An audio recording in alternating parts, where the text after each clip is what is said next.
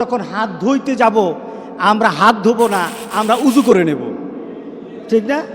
আমরা কি করে নেব? উজু করে নেব। মোমেন কখনো কি থাকে না, নাপাক অবস্থায় থাকে না। কারণ আল্লাহ বলেছেন যারা মুতাতাহিরিন, যারা পবিত্র থাকে, আল্লাহ বলেন আমি তারে ভালোবাসি, আমি তারে ভালোবাসি, আমি তারে ভালোবাসি। আল্লাহ আকবার। সুতরাং আমরা কি করব? হাত মুখ সবসময় ধোব। এখন ধোয়াটা হবে আমাদের উজু।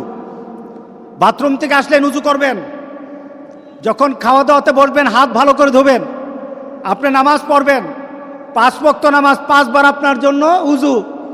আপনি যখন কোরআন তেলাওয়াত করবেন তখন উজু। আপনি চিন্তা করলেন এখন আমি একটু ইবাদত করবেন, উজু করে নেন। আপনার জন্য বারবার উজুর মাধ্যমে আল্লাহকে সন্তুষ্ট করার একটা পরিবেশ আপনার দেহের মধ্যে সৃষ্টি হয়ে যায়। আত্মার পবিত্রতা তওবা, দেহের পবিত্রতা হলো উজু। আল্লাহ যেন সবাইকে করার তৌফিক দান করে দেয়। দ্বিতীয়ত, সফর বন্ধ করে দেন। এই বাড়িতে বেড়াতে যেতে হবে, ওই বাড়িতে যেতে হবে, বন্ধ করে দেন। এটা নাজায়েজের কিছু না, শরীয়ত বিরোধী কিছু না। রাসূল সাল্লাল্লাহু আলাইহি সাল্লাম বলেছেন এই ধরনের পরিবেশ হলে এক এলাকায়, যে এলাকায় হয়েছে ওই এলাকায় ঢুকবা না, আর ওই এলাকার মানুষ বের হবে না। এটা রাসূলের কথা। এখন মহামারী কোনো এলাকায় নাই, গোটা পৃথিবীতে হয়ে গেছে।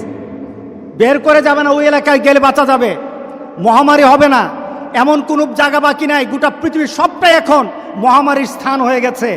বাঁচতে হলে নিজেকে একটু কন্ট্রোল করে আল্লাহর কাছে সাহায্য চাইতে হবে। কার কাছে সাহায্য চাইতে হবে? আল্লাহর কাছে।